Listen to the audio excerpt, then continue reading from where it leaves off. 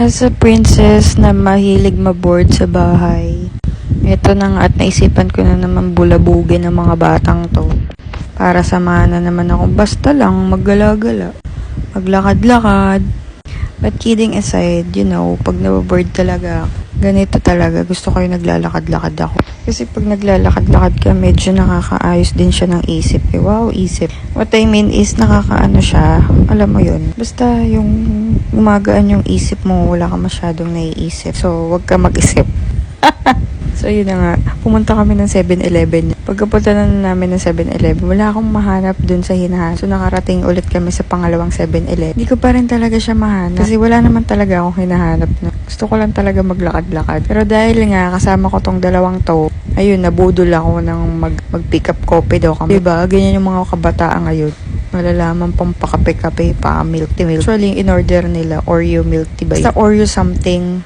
Tapos ako, syempre, yung KSD na favorite ko. Sayang nga lang, hindi ako nakapag-download ng app nila. Kasi pag nakadalawang order, merong freeze na sana isa. Diba? Sayang yun. Tapos itong si Jessie, meron siya nakitang basurahan. Amaze siya sa basurahan ng pick-up ko. Kasi nga, pagka-apak daw, bumubukas sa gitna. Di siya paangat. Kundi pa bukas. Ayan na, arti-artihan ng mga feeling. Feeling anak mayaman. Pakape-kape pa. Pero nakakatuwa din sila tignan. Kasi sa mga ganyang bagay, natatry na nila yung mga ganyan. Kasi ng mga panahon ko, parang pag-iiyak lang ako dapat kakaroon ng mga ganyan eh. Makakapag-mall, makakapag-Jollibee. Kailangan iiyakan ko muna sila mama at si papa. So ito na nga, may nakita pa kami pusa. Cute nila.